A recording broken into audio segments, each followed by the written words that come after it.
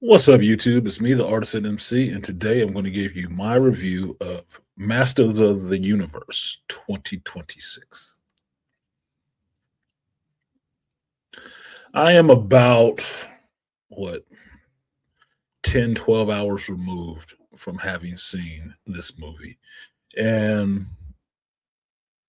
a good 5 of those hours removed are sleeping and having a conversation with Dr. Tia-san about the movie after seeing it.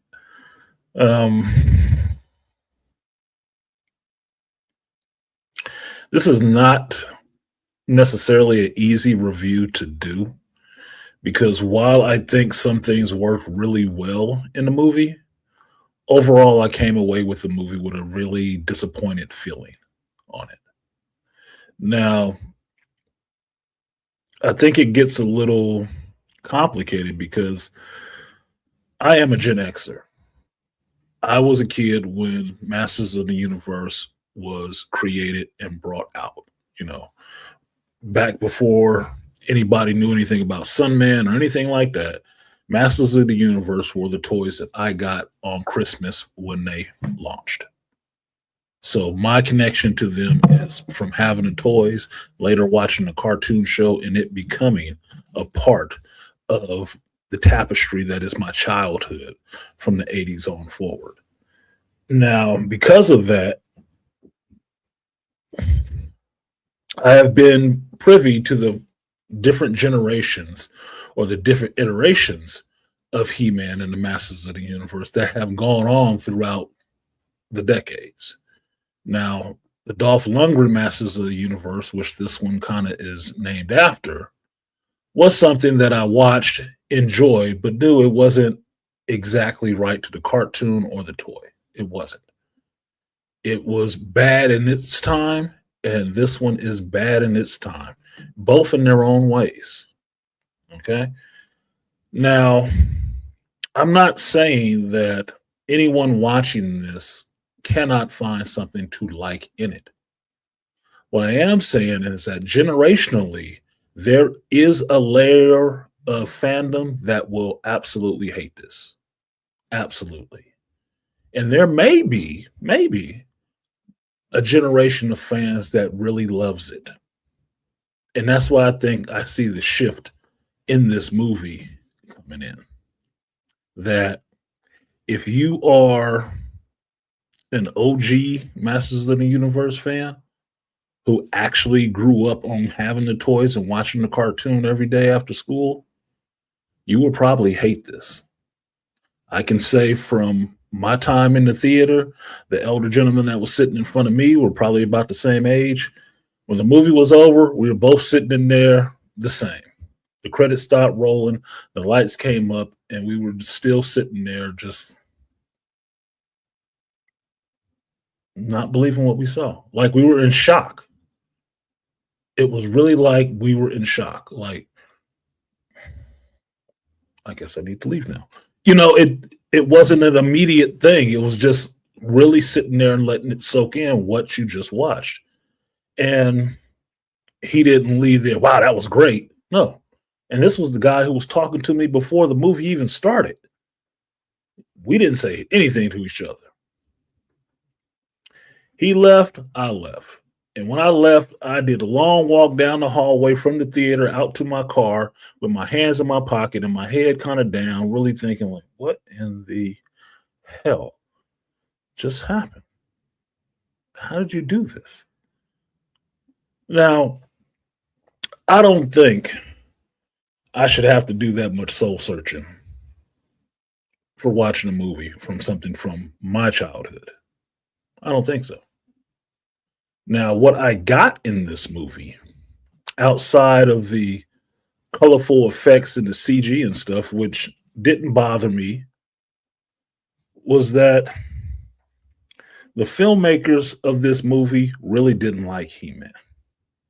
They liked the toys, but they didn't like the idea of a He Man, which I think is really interesting because that's what you're doing. But it's really telling also, as this is called a Masters of the Universe movie and not a He Man movie. That's it. For this movie, you are introduced to Adam of Eternia, and you get to see him as a young child. You get to meet one of his best friends as a child in the form of Tila.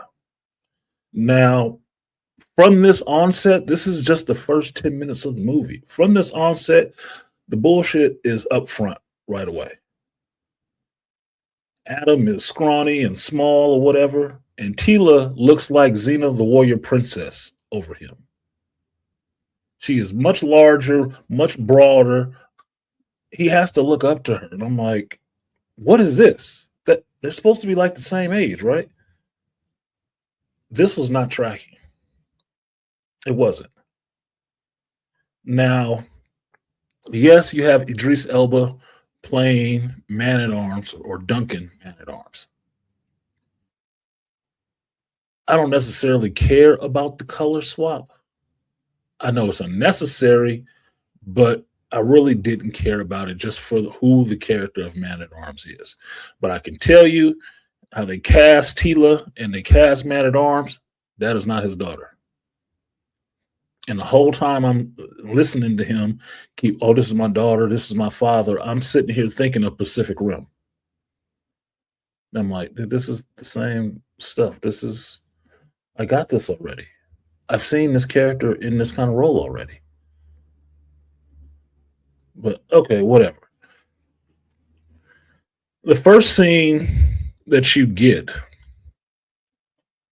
with Randor, the king of Eternia, coming to check on his son, plays like you're watching a little bit of Game of Thrones. He throws his son a sword, a live blade, and he pulls out his sword, a live blade that he's carrying on him, and expects his 8 to 10-year-old son to fight him with this blade. Seriously. And it's like, that don't even make, no. You can't even use a stick. What are you doing? Now, he puts his son down because he's trying to teach his son a lesson that this is a dangerous world and you need to be prepared. I get that. But it didn't come off that way at all. Randor looks like an asshole, straight up. And this is the first time I've seen him where I didn't like him. I didn't like him at all. I was like, he can die. He's a dick. That's a first. It's nothing against the actor. I love the actor. But his Randor was not a good person at all. I don't care for him. It doesn't even seem like he cares for his son. So much so he can't even look back at his son after, he has been put down and he has picked himself up. He don't even look back. Like that was somebody else's bastard kid. Which gave me really that Tywin Lannister feel like that's who this guy was. He wasn't Randor. If he was, his last name was Lannister. Now, from here, Skeletor attacks the capital. And Prince Adam and Tila are set off to go towards Castle Grayskull to escape, right? Skeletor cuts them off. A fight ensues. Randor is captured. Queen Marlena is captured. And Adam goes through a portal to Earth with the power sword. Now, why this young child is able to lift the sword of power of Eternia is a mystery to me. I'm of the state of mind because I actually own swords. Bigger swords like that are heavy. An 8-year old should not be able to wield that thing, let alone to hold it straight up with the blade up. It don't look too powerful. It doesn't. Now, while on Earth, Adam grows up for 15 years and is obsessed with getting back home and finding his sword. And you get to see him, from what you saw in the trailer, working in HR, female boss, hating his job, and spending his time in his cubicle constantly looking up the sword, trying to find the power sword. Now, in a modern sense, I'm sure there is a segment of the audience that will really love something like this. It was kind of annoying to me. Kind of. I didn't think it was The Office. I didn't think it was just some whimsical stuff. No, it was actually boring and silly. Now, I may realize that people nowadays actually work in those kind of situations. True. I don't. I don't find it funny. Now, during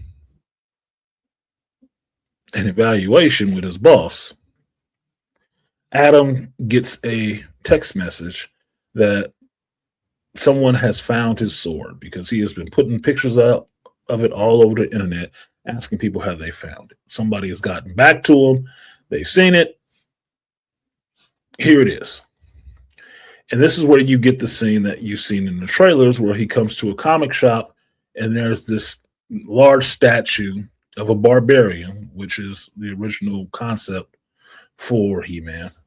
And he has the power sword. And from here, Adam is trying to get a hold of his sword so he can take it and go home. The scene that happens here starts interjecting some of this humor that really made me believe later in the movie that this was not made for kids. That I would not be comfortable taking a young 8-year-old to see this. Because the jokes that happen with Adam trying to pull this power sword off of this statue were the same level of crass anal humor that I could have watched in The Boys season 5. That was turning my stomach. It wasn't funny. It wasn't. It was out of place, is what it was, but not funny. Now, once Adam gets a hold of this sword, he tries to hold it aloft, say the words. He doesn't remember the words completely, which at this point makes me think that you really think 10-year-olds are really dumb. Because in this world of Earth, 15 years later, this guy cannot hold a conversation with a regular woman without telling him this fanciful story from when he was 10. But he's on a date. So he remembers all of this stuff about this world, but he can't remember the words to say to get his ass back home. That doesn't make any sense. Now, he escapes the comic shop with the sword, takes it home. The next morning, he gets a knock at the door, and of course, it's police showing up to arrest him for the theft. How they knew it was him and how they found him, I don't know. Maybe somebody told. It's the internet era, right? Whatever. On his way back to the station, there's a traffic accident or incident where the police car stops and they get out, and he is set upon by the interest of Beastman. Now, Beastman is one of those toys that I got at Christmas. I don't know how it happened, but my mother got a spread that year for Christmas. Because me and my brother had it all. We had Grayskull, we had Battle Cat, we had He-Man, Skeletor, Man at Arms, Beastman, Merkman. We had a squad, okay? There was a squad there.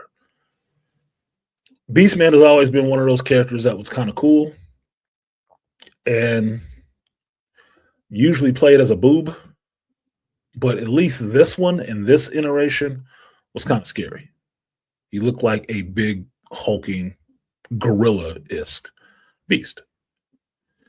Now, you don't see him talking until later, but in this one, it's a CG creature. Okay, whatever. While he's trying to go after Adam, you finally get the introduction of Teela, played by Camila Muniz, I believe her name is.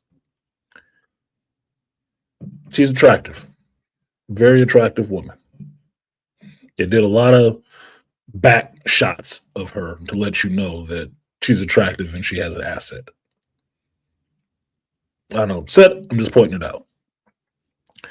Now, the introduction of grown up 15 years later, Teela, is interesting because she squares up with Beastman, no problem.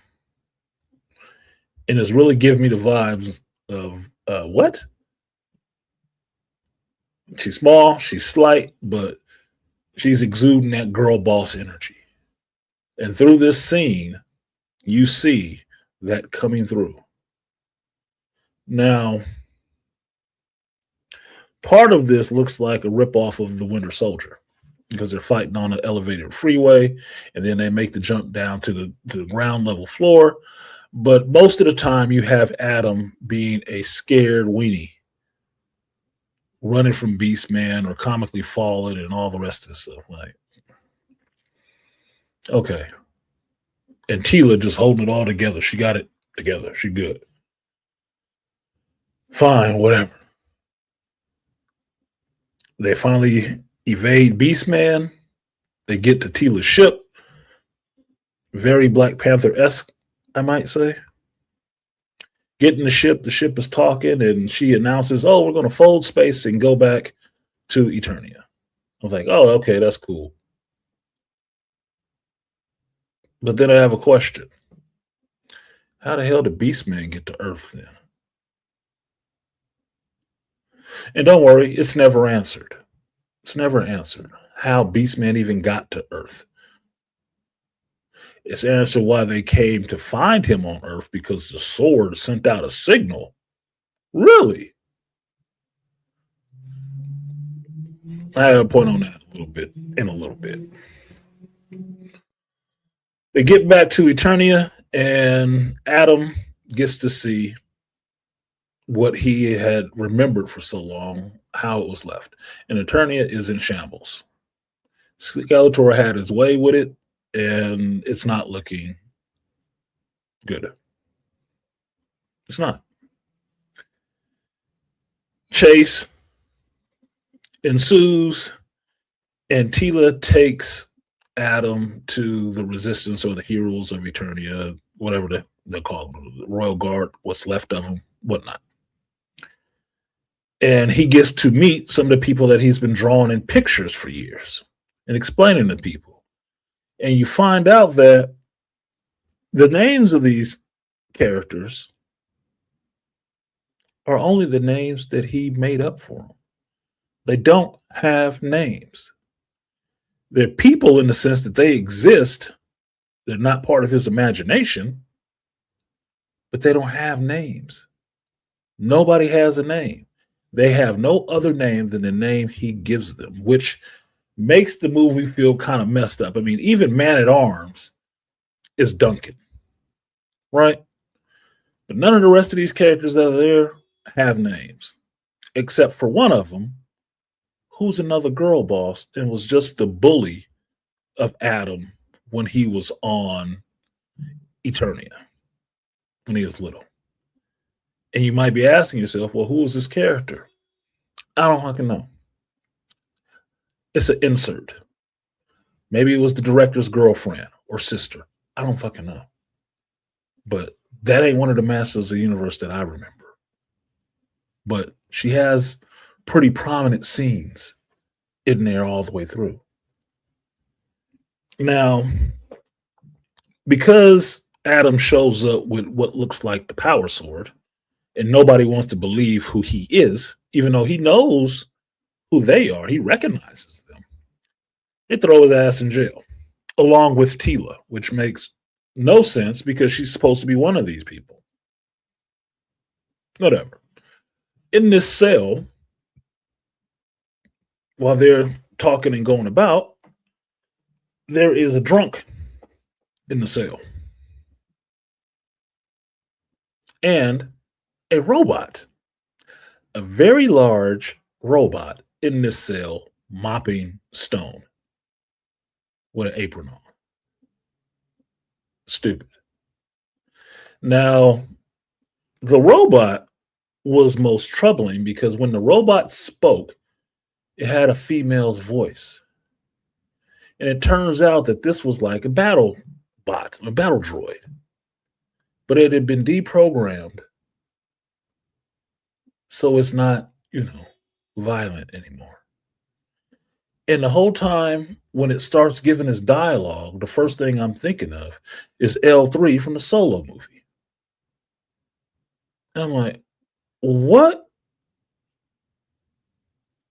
Why is this here? And who is that? Now, it's Kristen Wiig playing the role of this robot's voice.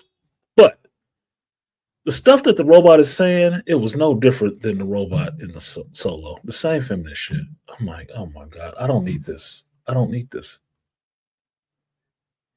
And I don't need it at the time I'm dealing with who this drunkard bum of a person is in this cell. And it turns out to be Duncan, Man at Arms, Idris Elba. Comfortable laying in his own piss and shit and vomit. Now, understandably, at the fall and capture of Randor, you saw Man at Arms putting up a valiant fight with Trapjaw, which is one of the better fight scenes in the movie. He was going to work. He was going to work. It was a good fight scene, but he lost. And because he lost, Randor was captured, Eternia was burned down. I can understand a character being broken after that, or at least having a crisis of faith after that, in his failure, in his shame. I mean, hell, Yoda fought Darth Sidious. He ended up in the swamp in Dagobah forever, in exile for his failure.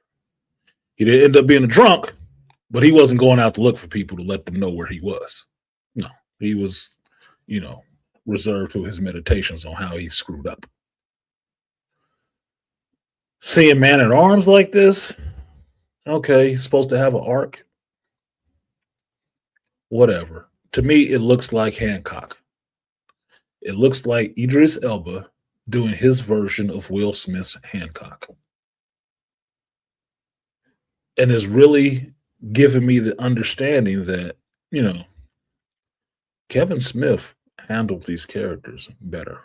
As much as we hated Kevin for doing Revelations on Netflix, he was handling these characters a lot better. And this is where I'm really starting to see the tonal shift, that there are people who like the cartoon in the lore, because there is lore wrapped in this, which most people don't even talk about. And there are people who just like the toys. This movie visually is beautiful. Every character looks like the toy come to life, which is good. Thank you. You didn't give me your new modern age redesign of anybody. Every character looks like they look if you had bought the toy. That's awesome. The dialogue and the stuff that's coming out of their mouths and the character motivation and their behavior shows that you never actually watched the show. You didn't watch the cartoon. You don't know the lore necessarily. And that's why this part is falling down. It looks nice, but what is a turd with sprinkles on it other than a turd with sprinkles? Shout out to Dr. TSI. It was colorful mess. It was colorful mess. Now, from this point, when this rebel base is attacked by Skeletor's forces because he has learned that the power sword is here, he wants it. They come to get the power sword from these rebels and they're fighting, and Adam and company has to escape. And you finally get Adam realizing what the words are he needs to say. And he pulls the sword. We get the great scene of him saying he has the power and being imbued with the power of Grayskull and becoming Adam Buff. Why do I say it like that? Because he doesn't have a name either. And for most of the movie at this point, every time you see him in his He-Man form, he is never called He-Man. It's just Adam. And behavior-wise, that's exactly who he is. It's just Adam. And this is a difference between somebody who played with toys and somebody who actually watched the show. The toys don't have a different persona. The show does. Adam and He-Man are two separate things. It's like the Hulk and Banner. Adam is the amplified version, or He-Man is the amplified version of Adam, but He-Man is not Adam. He-Man is smart. He-Man is decisive. He-Man has potential. He-Man is capable. Adam is not. He is not. Yes, he's a prince, but he is more the coward. He-Man is not. But in this movie, what you get is we take off Adam's shirt, he's ripped, and now he has the sword and the loincloth and stuff, but he's still Adam. He's still just as cowardly. He's still just as dumb. And all I got was a superpower buff doofus. That is not freaking He-Man. He-Man was always supposed to be the child version turning into the adult. That's what he was supposed to be. He was He-Man, not He-Boy. That wasn't what it was. He was imbued. He was empowered. He had grown up completely and became the man that he always wanted to be. It was a different persona. That was the whole point of the secret identity. In this movie, that's non-existent. He is Adam the whole time. This was not a He-Man movie. It was an Adam movie. Oh, and look, Adam got powers. But he's still just as dumb. He's almost just as cowardly. The only difference is he feels empowered because now he's strong enough to hit people.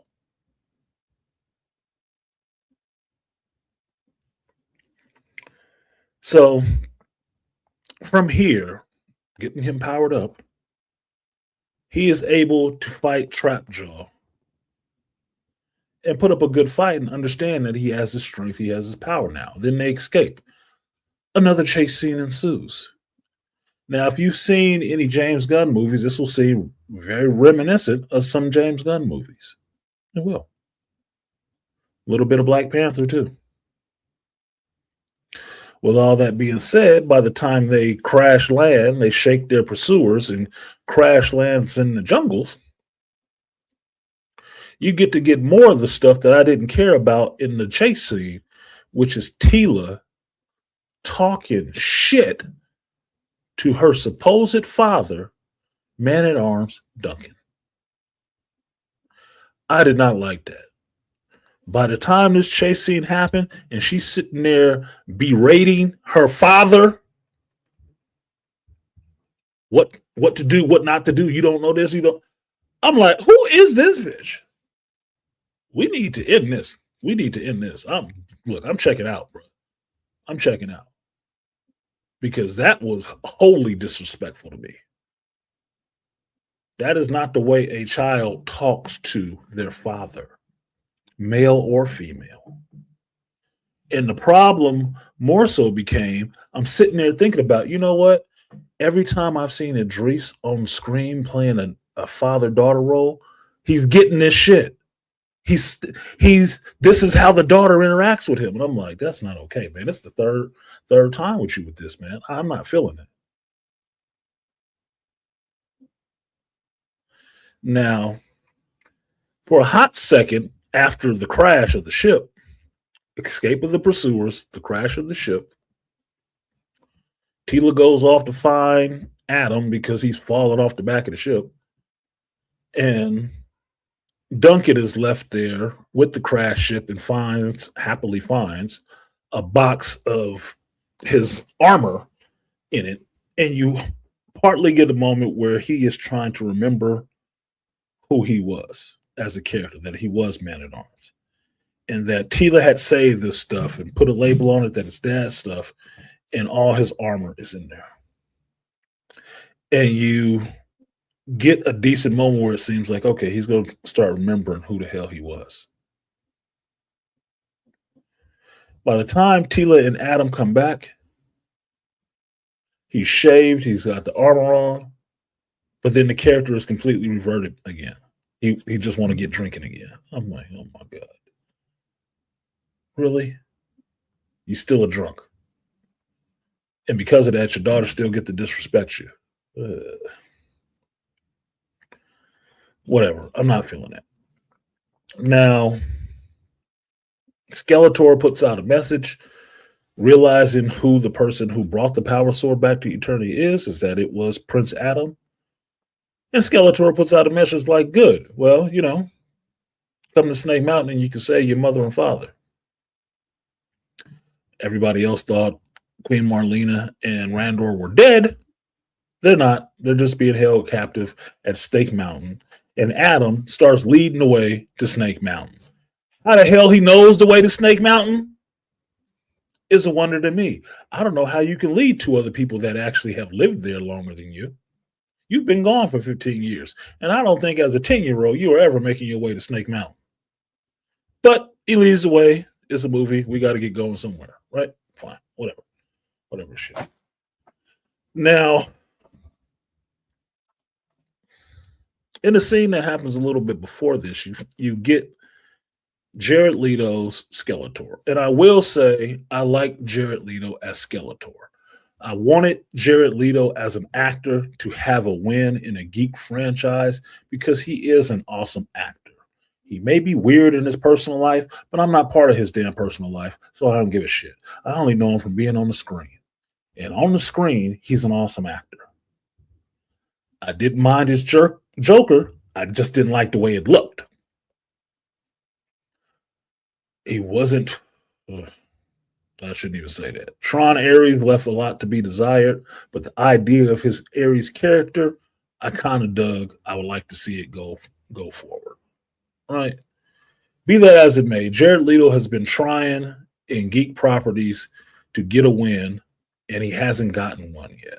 I thought he was a lock for Morbius. The movie was problematic. He was fine. So him being Skeletor in this was a big mystery, but I thought, hey, he don't have to see his face. He'll probably get over on it. And he did. He got to be just as outlandish as he might have been with the Joker, but you didn't get to see his face. Fine. I like Skeletor. One of my favorite villains. His Skeletor was fun. He was equal parts terrifying, scary to look at, and kind of campy off-putting. It was. And he was violent in some ways. So that's fine. But the scene that I'm talking about happens between Skeletor and Alison Brie's Evil-Lyn. I've always liked me some Evil-Lyn. Even as a kid, Evil-Lyn was sexy to me. Go figure. But what you see the dynamic between Skeletor and Evil-Lyn is he's pretty abusive with her. But That is more or less the problem because she is more mommying to him. Skeletor don't know shit, and that's problematic for me because knowing the actual lore of this universe, of Master of the Universe, I know who Skeletor is, which means Skeletor would not need to ask Evelyn about any of this. But yet and still, she's sitting here having to, pump his ego and give him the rundown on what's actually going on. That's not the character. That's not how that works. Now, this was something that showed up in Kevin Smith's version too, where they tried to promote Evelyn in a sense that she is more of her own character outside of Skeletor. And Skeletor just uses her for her intelligence because Skeletor is actually a dummy. No, he's not. Just because he make jokes don't make him a dummy. But that was the problem with most of the men in this. They were dumbasses. They were dumbasses. If they weren't dumbasses, they were violent brutes. And I have a problem with that narrative. There's no variation. That's like saying we got two flavors and it's vanilla and vanilla. No, it's not two flavors. That's one. Well, this was from the left side. Oh. Anyway, by the time Adam and company get to Snake Mountain, a fight ensues. But after you get to meet, Adam gets to see his father again. King Randor is alive. And he gets to see him and recognize that this is his son. Son is big. Cool. Now a fight ensues. Now, this is the fight scene you've seen in the trailer. The only difference is in the trailer, it looked really slow, which made people wonder, like, I don't know. Looks kind of all right, but I'm not sure. Well, this time it was sped up. It had to be like 2 or 3 times speed because it looked quick, it looked violent. Cameras moving around, people were getting thrown all over the place, hit with swords, nobody getting cut in half. Disappointment. But a lot is happening and it looks pretty good. It does. Close quarters, small space, fine. It looks fine. People actually get killed. A couple of them get killed in this scene. I'm like, oh, I guess we are doing the death because all the rest of the people that he was hitting with his sword weren't staying down. They were getting back up. Like, he just hit him with a baseball bat and not a bladed instrument. Whatever. That being said, it leads to a scene where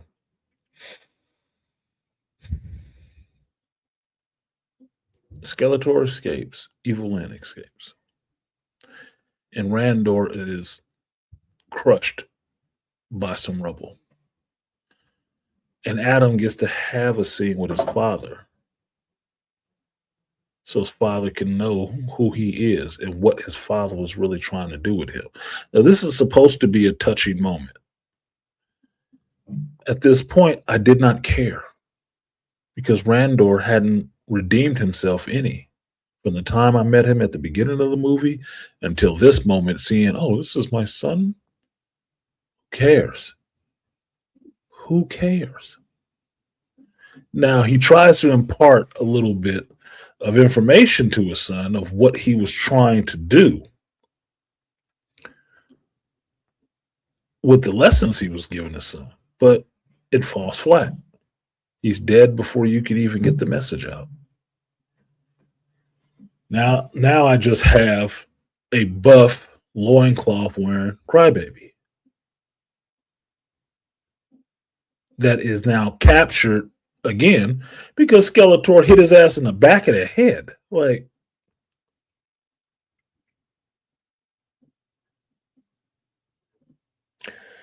I saw something stupid in another movie a while back, and it was Superman walking into a building and somebody threw a can at his ass. Well, like that should just ricochet off of him. He shouldn't even register that. Like, I don't know, throwing a ping pong ball against a battleship.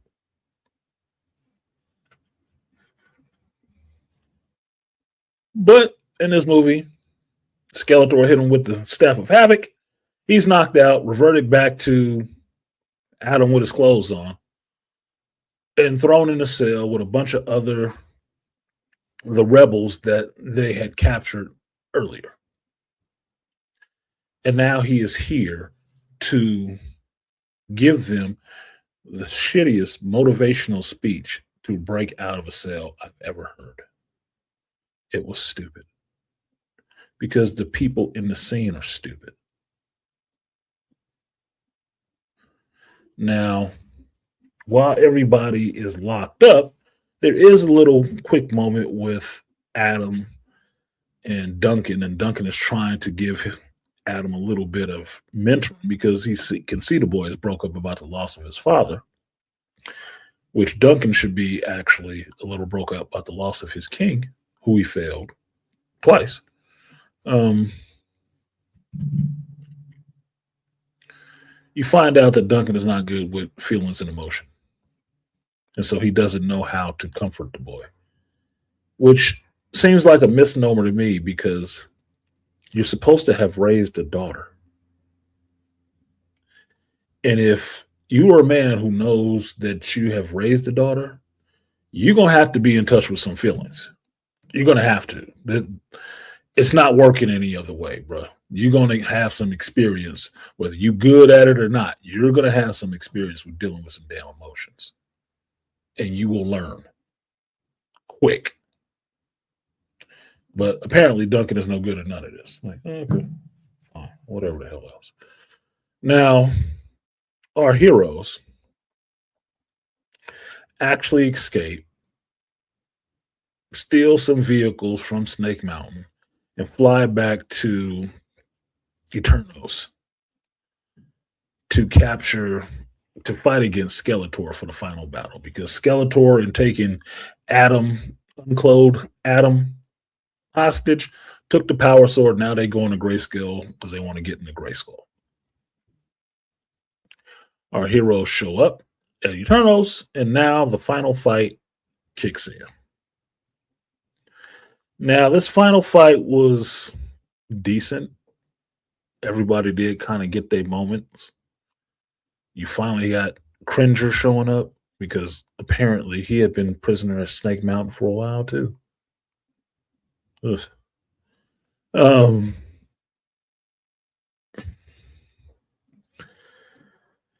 fight scenes are good, but I was getting Ragnarok vibes the whole time. That whole fighting on the bridge stuff was real Ragnaroky to me. And unlike most people, I did not find Ragnarok overly enjoyable. I didn't. It just didn't happen that way. Liked Hela. Didn't like Hela. She looks sexy as shit. Stop me if you sense the theme here. But some of the stuff in Ragnarok did not work at all for me. I wasn't feeling it. So this had a little bit of that in it. By the time you get to the final battle, you have Skeletor in Castle Grayskull. You have Adam inside Castle Grayskull. He finally gets a hold of the power sword before Skeletor. And they have a little bit of altercation, and the sword is broken. The power sword is broken. And Skeletor aptly runs Adam through with the broken part of the power sword. And then does this little bit that's kind of funny, in where Skeletor is going back through Adam's memories and injecting himself into the memories to see what Adam has been doing in this last 15 years. And it's funny. I mean, Skeletor showing up in the office space with the shirt on and the hood and the glowing eyes and the coffee cup and whatnot. That's kind of funny. I mean, I'd like a picture of that on my wall in my office. It'd be kind of funny to me, you know, chaos division, chaos management.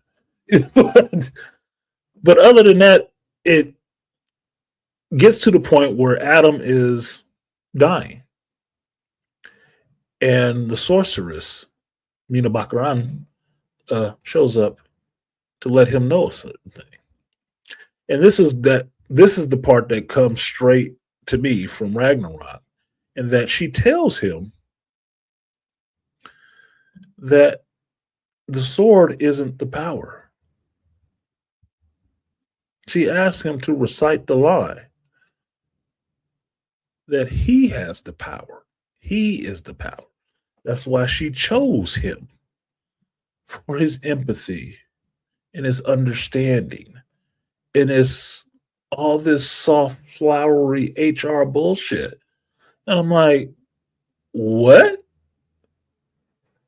So at this point, she's basically telling him, like Odin told Thor, the weapon ain't the power source. You are. The weapon don't matter. So a broken Mjolnir, don't worry about that shit. You got the power, son. It's all in you. You're not the god of hammers. You're the god of what? They pulled the same shit with He-Man. Well, he's not He-Man because he has that big sword. Oh, that sword is pointless. Don't worry about the fact that we spent the whole movie chasing after this damn sword to get it back. You always had the power within you, kid. All you had to do was say the words. What, Shazam? It is the most irritating thing in the world. So, he says the words. He's imbued with power. He comes back to life like Neo, pulls the sword out. It reforms because it doesn't have any power. And he is able to take it to Skeletor in Superman-like fashion. Cool. Everybody has a fight. We enter the resolution of all this. Skeletor is defeated. Evil is on the run. And Adam has come back home.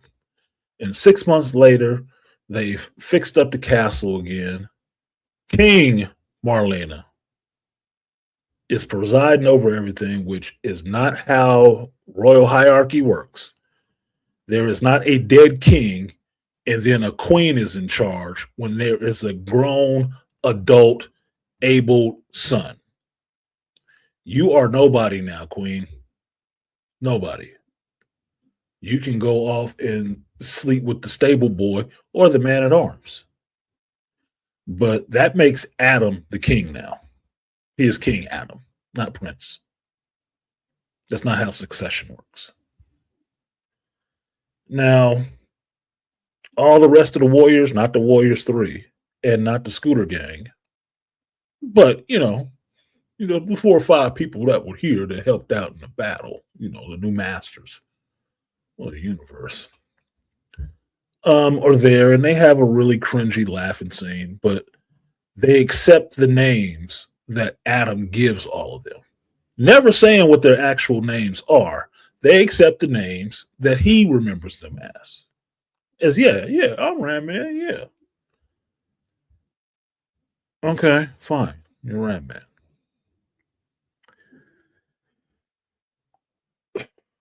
They get a call. Adam has to cut to go help out, and he runs away with Cringer to go stop whatever evil is going on. And they let it be known that they all know that Adam is this character. That he eventually tells them the made-up name that he had for himself, which was He-Man. And they shit all over that name. The character shit all over that name, which is only coming from the writers. Toxic masculinity is thrown around more than once. Like, oh my God. Why? Why? Why is this here? So he goes off turns into He-Man and Battle Cat, and you get the pose that was a toy, and then that ends the movie. Now,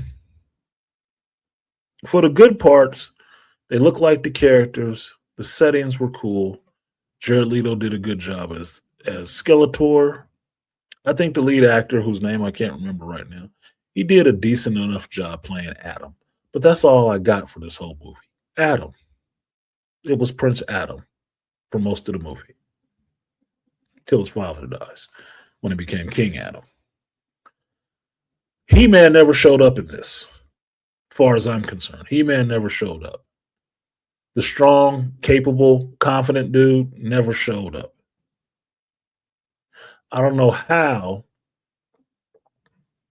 you've remembered the same girl for 15 years. She remembered you.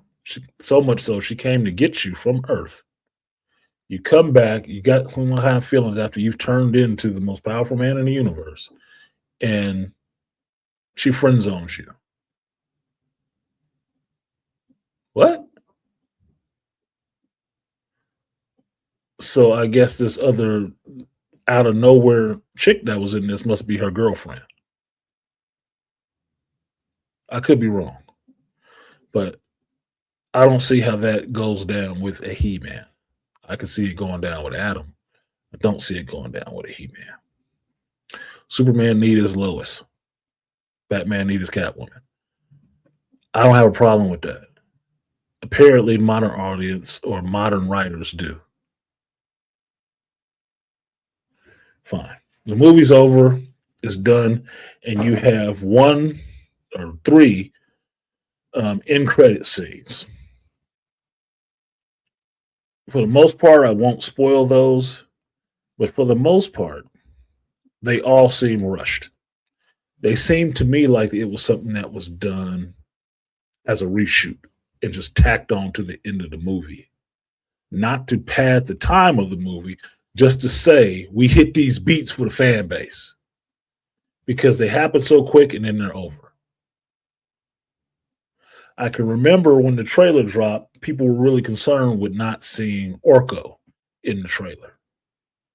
And I remember them coming, oh, no. Oh, Orko's there. Well, yeah, he's there in the last 2 minutes. And his scene ain't but damn near 30 seconds. So was that not a reshoot? Or did y'all not have enough money for the special effects to do this? I think it was the latter. Or both.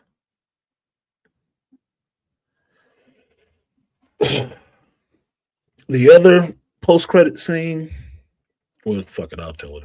Spoil it, whatever. The other post-credit scene is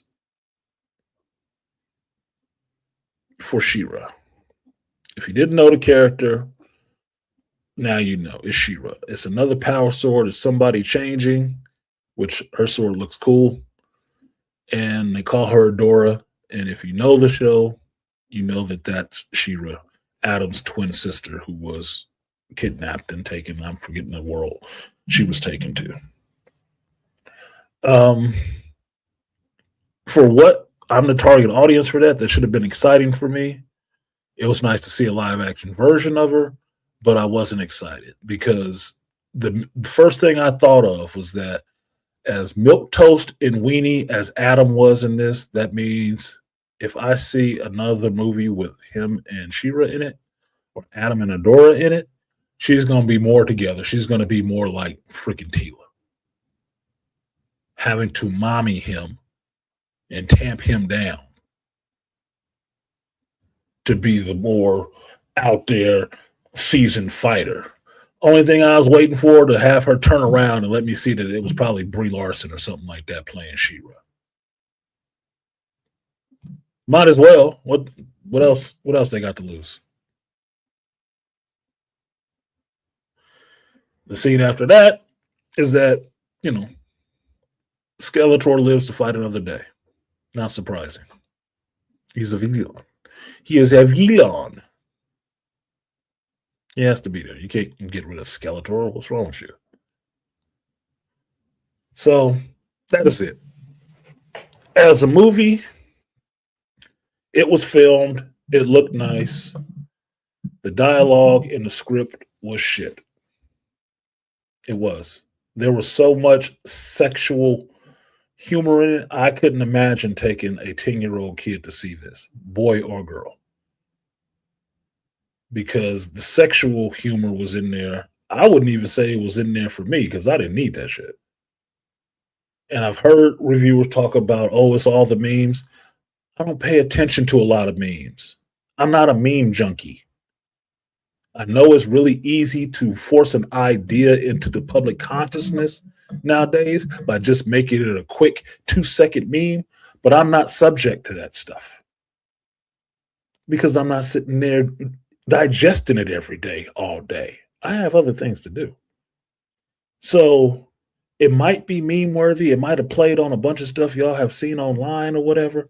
I don't give a shit. It's not the real continuity of the story. It's not the real continuity of the toys. So why do I care? It's just some outside shit that has nothing to do with the story that's actually happening in here. The same way the dialogue did. Would I see this again? No, but I probably will. I wouldn't be paying to see it again. I can tell you that much. Because I was center for center in an IMAX screening the first night it opened, and I want half of my money back because it looked nice, but it wasn't worth IMAX. I could have saw it on a standard screen. The theater wasn't even half full. Not even half full. And it may not be the fault of the movie because Scary Movie 6 came out the same day, but I would expect a little bit more for He-Man. It's a longer running franchise. Masters of the Universe at the very least. Whatever. Eventually I'll probably see it again because Amazon did this, which I didn't know until I'm sitting in the theater and it's like, oh, Amazon put up money for this? Oh, holy shit. Well, I know where it's going to be in a month. So maybe I'll watch it again then. But this is not going to be a pleasure watch in any sense of the word. No, it wouldn't be. I won't have to avoid it because you can't make me watch it. And if it's not somewhere where it's already playing and I walk in and see it on and sit down and watch it, I'm not going back to watch this. I'm not. When the inevitable sequel comes, I'll probably watch it then just to go through all this trauma all over again and be reversed in the subject matter so I can go into the next movie and have all my facts lined up. But otherwise, I'm not watching this shit again. I don't need to. It was not good for me in that sense. Not as a Gen X Masters of the Universe fan. All the rest of you can have at it. I'm sure you'll love it and enjoy it. You like weak men. I don't. That is not entertaining to me in any stretch of the imagination. I'm still waiting for He-Man to show up. Let me know when it does. So with that, that has been my review of Masters of the Universe 2026. I will see you guys next time. Peace.